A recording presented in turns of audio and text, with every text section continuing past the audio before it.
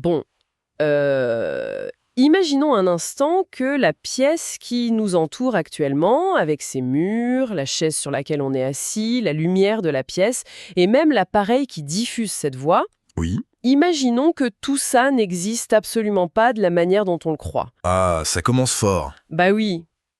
Et si tout cet univers solide, tangible, bruyant, n'était en réalité qu'une projection confinée à l'intérieur de notre propre crâne?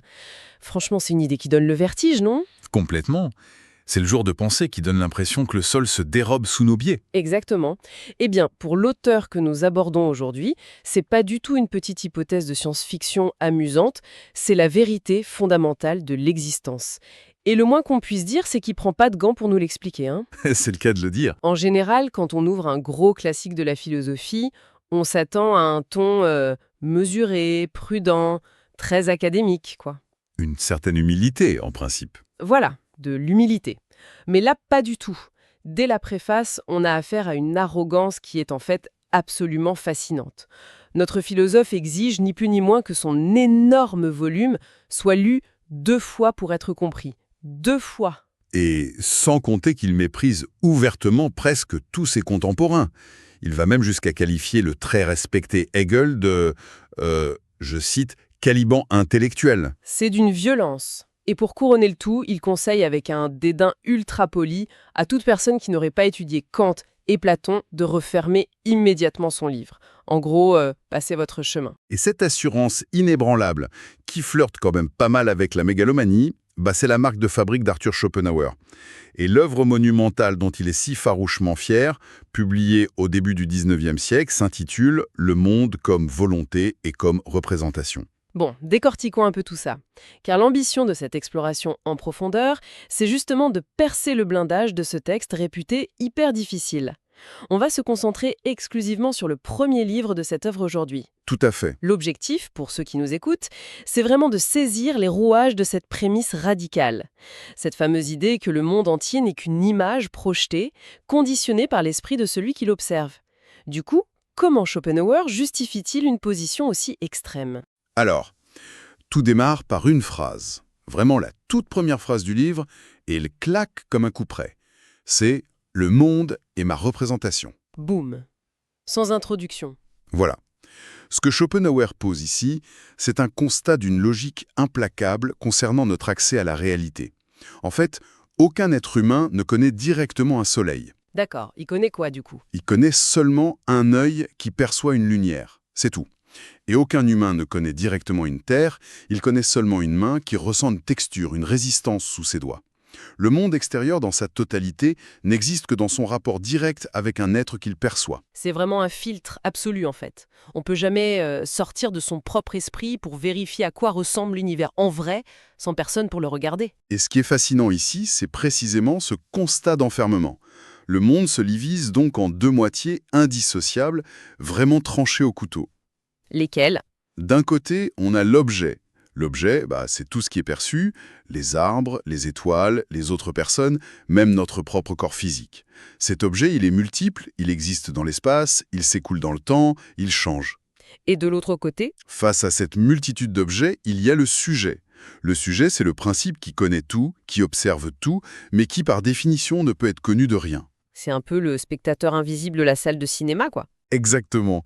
Il échappe totalement à l'espace et au temps. C'est l'œil qui regarde dans le microscope, mais qu'on ne peut absolument jamais placer sous la lentille. Et la règle d'or de Schopenhauer, c'est que là où commence l'objet, le sujet finit.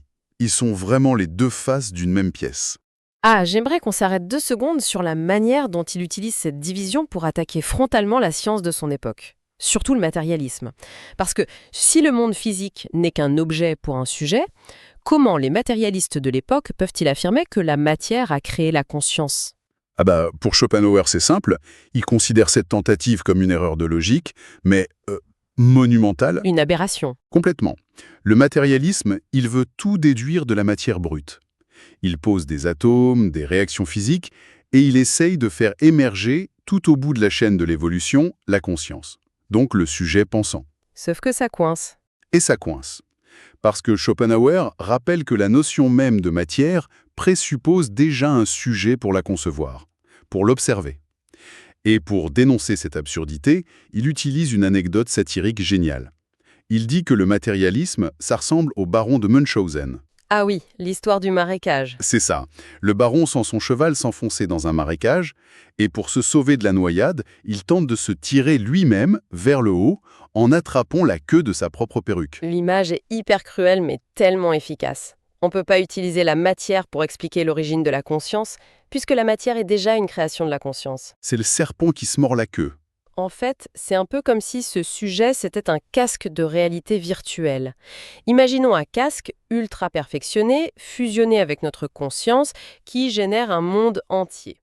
Le matérialiste, ce serait le gars à l'intérieur de la simulation qui ramasse une pierre virtuelle, Oui. qui l'étudie sous toutes les coutures et qui en déduit que cette pierre virtuelle a fabriqué le casque qu'il a sur la tête. C'est absurde vu qu'on n'expérimente jamais le casque lui-même, seulement le logiciel qu'il projette. Et alors, l'analogie du casque fonctionne super bien, mais il faut y ajouter une dimension un peu terrifiante. C'est que ce casque-là, on ne peut jamais l'enlever. Impossible. Il est fusionné avec notre existence même, et surtout il n'affiche pas des images chaotiques ou aléatoires, il impose des lois de projection extrêmement strictes à tout ce qui apparaît à l'écran. Des règles de base. Voilà.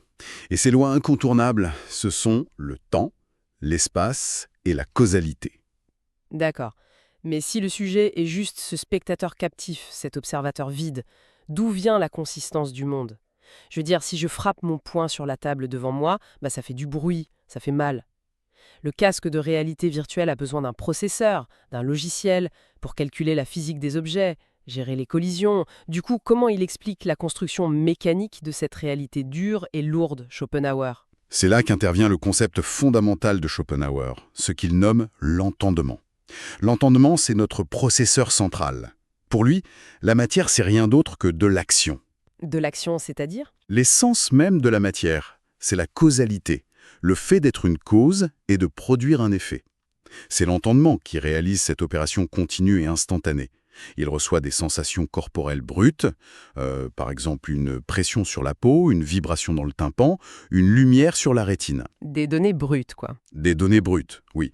Et il transforme instantanément ces modifications sensorielles en objets réels, placés en dehors de nous, dans l'espace.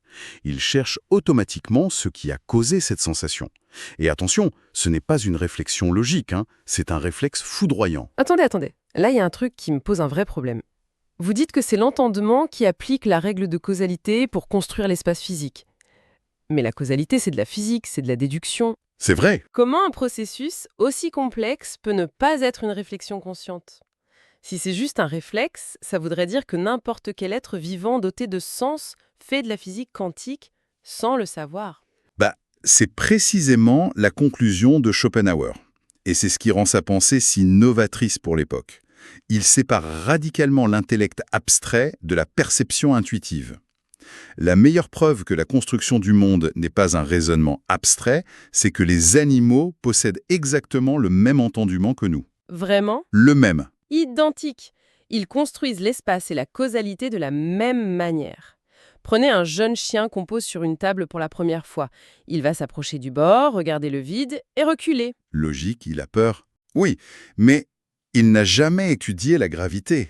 Il n'a jamais fait de chute similaire. Pourtant, son entendement perçoit intuitivement la relation de cause à effet entre le vide, son propre corps, et la douleur potentielle s'il tombe. L'auteur cite aussi l'éléphant. Ah oui, l'éléphant sur le pont. Voilà, l'éléphant qui va tester avec sa trompe un pont de bois avant de s'y engager. Il évalue la résistance du matériau par rapport à son propre poids. Ça, c'est de la physique pure, mais c'est totalement instinctif. Donc, le logiciel de la réalité matérielle tourne exactement de la même manière dans le crâne d'un chien, d'un éléphant ou d'un humain. C'est ça. Mais alors, que se passe-t-il quand ce processeur dysfonctionne? S'il y a un entendement performant, il doit bien y avoir un manque d'entendement, non? Ah, exactement. Et Schopenhauer définit ce manque d'entendement d'une manière très très spécifique. Il appelle ça la stupidité. Cause à un effet. Il donne l'exemple assez glaçant d'un garçon atteint de déficience intellectuelle profonde qu'il a observé dans un asile. Qu'est-ce qu'il faisait, ce garçon? Il passait ses journées à rire et à s'émerveiller devant un monocle. Un monocle? Ouais. Pourquoi? Parce qu'il voyait le reflet des arbres et de la fenêtre dans le verre du monocle, mais son cerveau refusait de faire le calcul causal de la réflexion de la lumière. Il ne comprenait pas que l'image provenait d'ailleurs. Donc il restait bloqué au stade de la sensation pure, sans pouvoir construire la réalité spatiale complète autour de lui. Franchement, c'est fascinant. Mais du coup, si notre perception de la causalité, de l'espace, du temps, c'est juste un mécanisme cérébral, une construction générée par notre propre esprit, comment on différencie ce monde éveillé d'une hallucination ou d'un rêve? Ah, la grande question. Bah oui, si le cerveau génère tout, qu'est-ce qui me garantit que la table devant moi est plus réelle que, je sais pas, le monstre qui me poursuit dans mes cauchemars la nuit? Et cette angoisse existentielle, Schopenhauer ne cherche absolument pas à l'esquiver. Au contraire, il l'embrasse totalement. Il reconnaît que, d'un point de vue purement logique, la frontière entre l'état de veille et le sommeil est extrêmement poreuse. C'est d'ailleurs à ce moment-là du texte qui délaisse un peu la froideur mathématique pour convoquer la poésie. Je trouve ça frappant de voir un philosophe aussi analytique s'appuyer sur la littérature antique pour prouver un point métaphysique. Oui, c'est un très beau changement de registre. C'est là que ça devient vraiment intéressant. Il cite le poète grec Pindare qui écrit L'homme est le rêve du nombre. Il invoque Sophocle et puis il cite Shakespeare. Dans La Tempête? Oui, La Tempête, avec ses vers pleins d'une mélancolie folle, nous sommes faits de l'étoffe dont sont tissés les songes, et notre vie si courte a pour frontière un sommeil. C'est magnifique. Sans oublier Calderon et sa pièce célébrissime La vie est un songe. On sent une vraie volonté chez lui de montrer que ce vertige face à l'irréalité du monde, c'est pas juste un casse-tête philosophique pour un télo, c'est une terreur humaine universelle. Absolument. La poésie capte ce que la logique peine à formuler. Parce que si on analyse froidement la mécanique d'un rêve, on s'aperçoit que la loi de causalité y fonctionne parfaitement. Bah oui, dans un rêve, si je lâche un verre, il tombe et il se brise. C'est ça. Si vous ouvrez une porte, elle grince. L'entendement fait son travail de processeur spatial même la nuit. La seule différence tangible, vraiment empirique, qui sépare la réalité du rêve, c'est l'acte de se réveiller. Le fameux réveil en sursaut. Voilà, le réveil est la seule violence physique qui vient briser la chaîne causale en cours. Et Schopenhauer propose une métaphore remarquable pour illustrer ça. Il compare l'expérience de la vie matérielle à la lecture d'un livre très épais. Ok, donc la vie éveillée, ce serait la lecture assidue, page après page, chapitre après chapitre, en suivant bien la trame de l'histoire. C'est cela, la continuité est respectée. Et le rêve, en revanche, ce serait le fait de prendre ce même gros livre et de l'ouvrir au hasard. On lit une page au milieu, puis on saute au début, puis à la fin. Mais les mots sont les mêmes, la grammaire est la même, les règles de la syntaxe s'appliquent sur chaque page de la même manière, tout comme la gravité s'applique dans un rêve. Exactement. C'est juste la continuité narrative qui est saccagée. Tiens, pour reprendre mon analogie du jeu vidéo de tout à l'heure, en la poussant un peu plus loin, c'est comme si on avait un fichier de sauvegarde principal pour un univers virtuel complexe. Le fameux main save. Voilà. Ça, c'est la vie éveillée. Tout est sauvegardé, tout a des conséquences à long terme. Et pendant la nuit, le cerveau lance des simulations parallèles, des fichiers temporaires qui respectent le moteur physique du monde, mais qui sont effacés sans pitié au petit matin. C'est une excellente façon de le voir. Mais du coup, ça soulève une immense question tout ça. Si le chien et l'éléphant utilisent le même livre, la même grammaire causale que nous, pourquoi est-ce qu'ils construisent pas de télescope? Pourquoi un chien n'écrit pas de poésie sur la nature des rêves? Quel est l'outil spécifique que l'humain possède en plus? Ce qui nous arrache à la condition animale, ce qui nous permet de prendre ce recul si vertigineux sur notre propre existence, c'est une faculté supplémentaire, purement humaine. La raison, avec un grand R. Le fardeau est le privilège ultime, quoi. Exactement. Si l'entendement construit le monde matériel, la raison, elle, ne perçoit rien du tout. Son seul et unique travail, c'est de créer des concepts abstraits. L'animal, qui est privé de raison, est condamné à vivre dans un présent perpétuel. Sa conscience est totalement absorbée par l'immédiateté de la cause et de l'effet. Il ne se projette pas. Non, jamais. Alors que l'homme, grâce au concept abstrait de la raison, est capable d'arracher son esprit du présent. Il navigue dans le passé par la mémoire conceptuelle et dans l'avenir par l'anticipation. Et si nous relions cela à une perspective plus large, c'est cette faculté qui fonde l'humanité. C'est-à-dire? Elle nous permet de concevoir le langage, de planifier l'agriculture, de bâtir des États, de construire la science. Mais, en contrepartie, elle génère l'anxiété, le regret et surtout la conscience terrifiante de notre propre mortalité. Ah ouais. L'animal meurt sans jamais concevoir le concept abstrait de la mort. C'est ça. Alors que l'homme, lui, vit toute sa vie avec cette ombre au-dessus de la tête. C'est lourd. Et d'ailleurs, Schopenhauer illustre le fonctionnement de cette raison d'une manière hyper géométrique avec les cercles d'Euler. Oui, un grand classique de la logique. Pour visualiser la chose sans tableau noir pour notre auditeur, imaginons une immense feuille de papier. Vous y dessinez un grand cercle que vous appelez animal. Ce cercle englobe un concept vaste. Et à l'intérieur de ce grand cercle, vous en tracez un plus petit que vous nommez cheval. D'accord?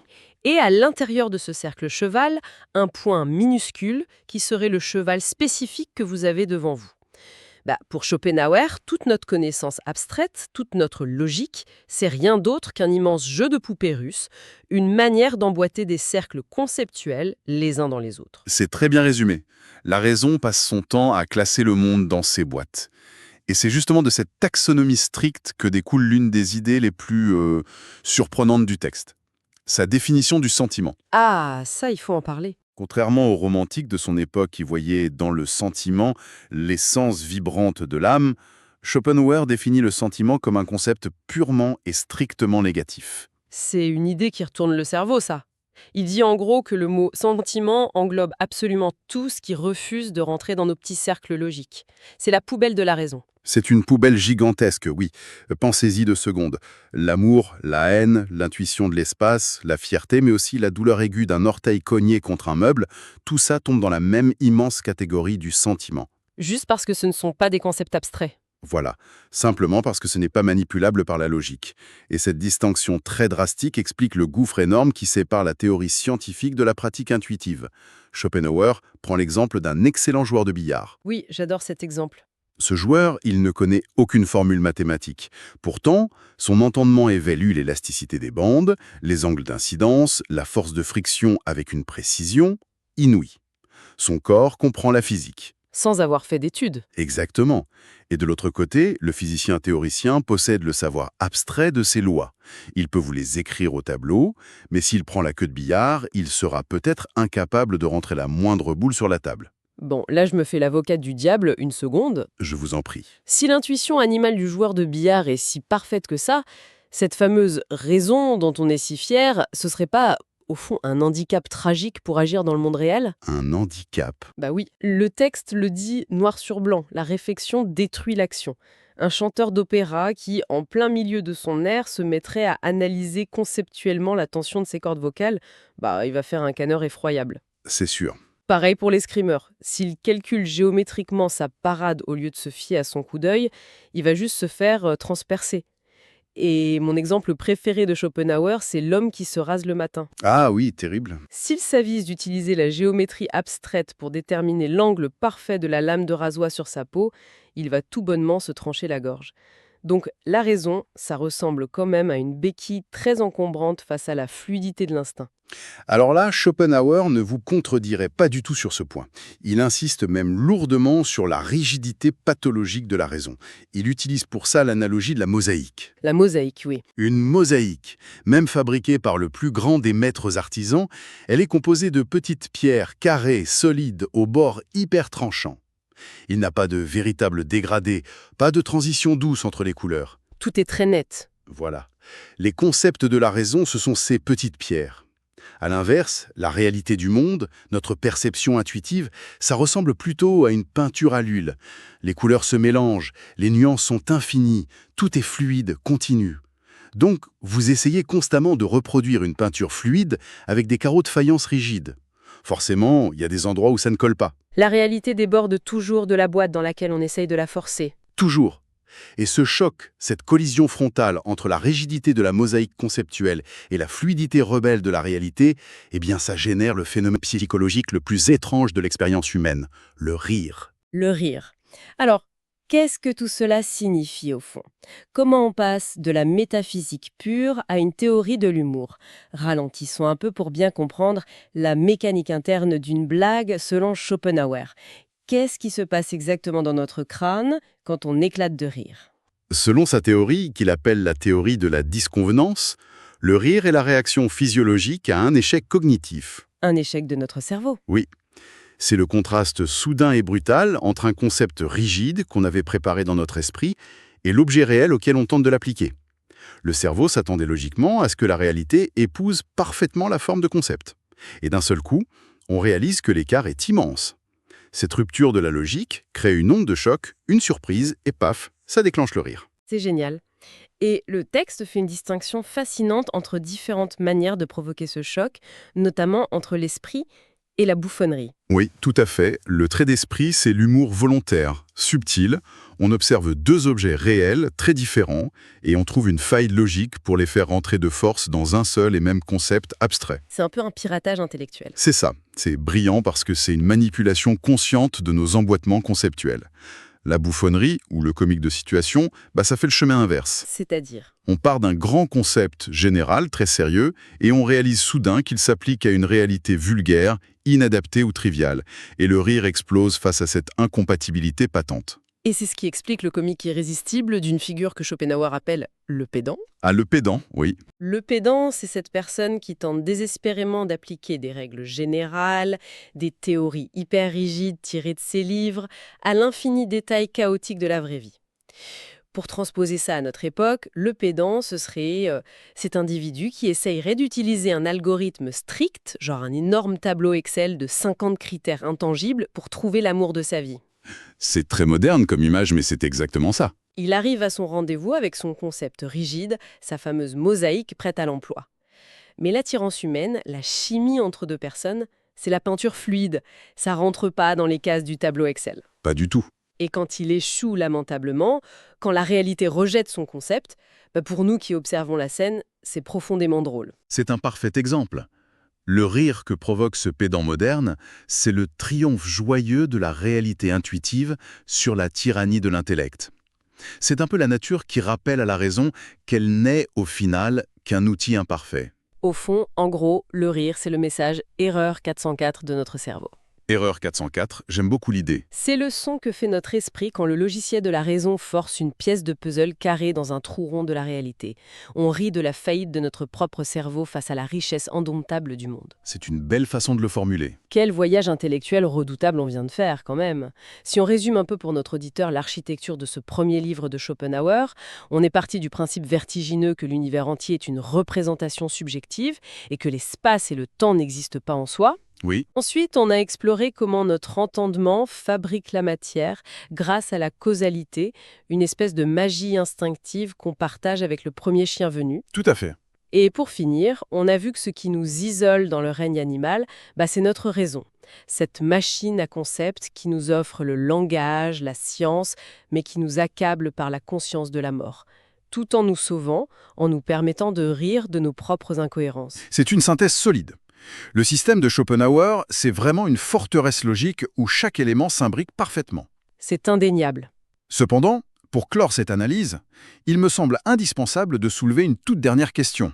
C'est une conséquence directe de ce texte, qui a vraiment de quoi nous donner des sueurs froides, et qui prolonge le vertige de notre point de départ.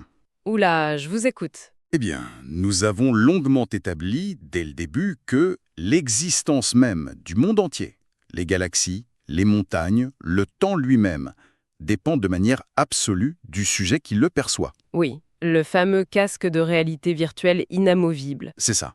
Sans l'œil pour regarder, pas de soleil. Sans le sujet, l'objet disparaît. Dès lors, une énigme métaphysique gigantesque s'impose.